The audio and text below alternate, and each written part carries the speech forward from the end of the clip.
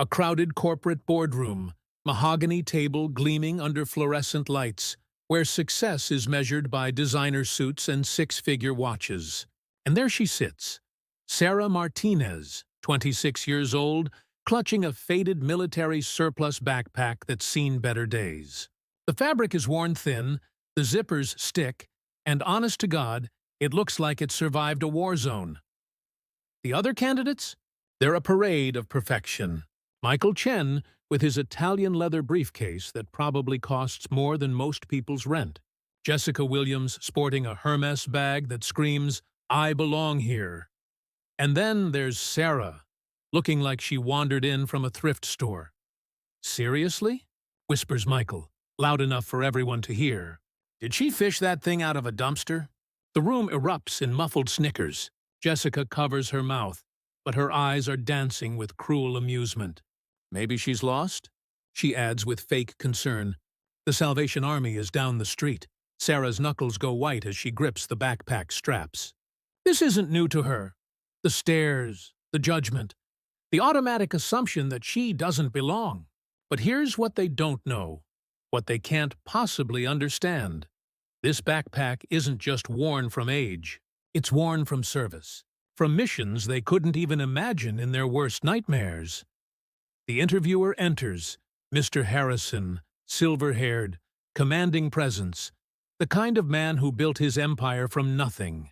His eyes sweep the room, taking in each candidate. When they land on Sarah's backpack, something flickers across his features. Not judgment. Recognition. "Ladies and gentlemen," Harrison begins, his voice cutting through the air like a blade. "Today, we're hiring for our new security consulting division. This position requires someone who understands pressure, who's faced impossible odds, who knows what it means to have people's lives in their hands." Michael straightens his tie, confident. Jessica adjusts her perfect posture. They're already mentally writing their acceptance speeches. But Sarah? Sarah sits still as stone, that backpack cradled in her lap like it holds her entire world. Which, in a way, it does. "Before we begin," Harrison continues, "I'd like each of you to tell me about a time you faced real adversity. Life or death stakes, when everything was on the line." Michael launches into some rehearsed story about closing a difficult merger. Jessica talks about working 80-hour weeks during law school. Standard corporate warrior tales that sound impressive until you've heard the real thing. Then it's Sarah's turn. She stands slowly, and as she does, something shifts in the room. There's a stillness about her, a quiet strength that suddenly makes everyone else's bravado look like playground posturing. "3 years ago," she begins, her voice steady as granite, "I was deployed in Afghanistan.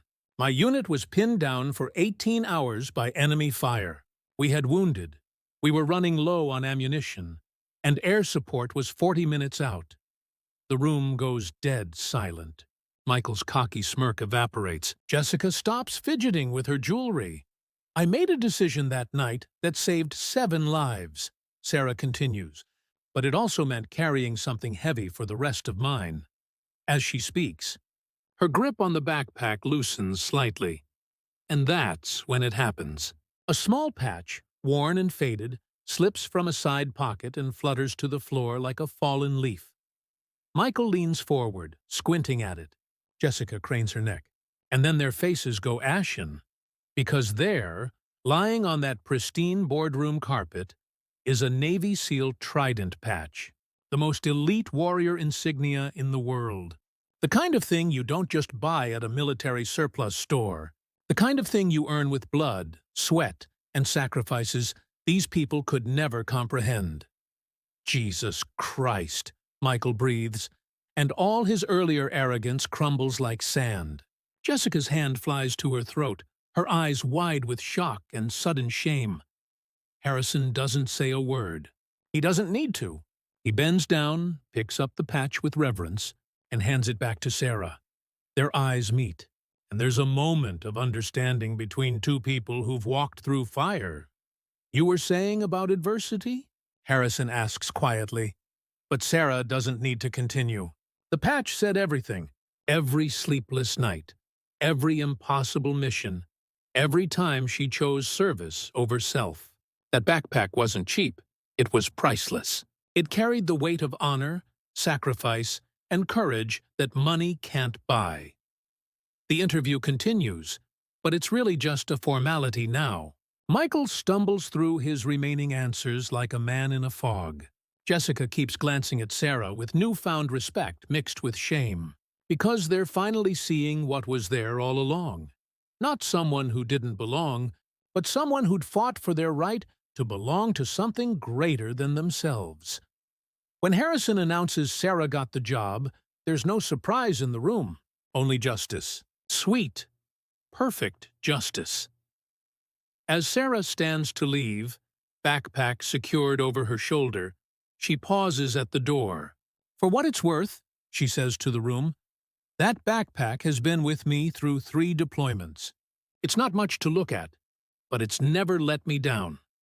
Unlike some people." She walks out with her head high, leaving behind a room full of people who learned that sometimes the most valuable things come in the most unexpected packages. And sometimes, just sometimes, the quiet ones are the ones who've been through hell and back, and lived to tell about it.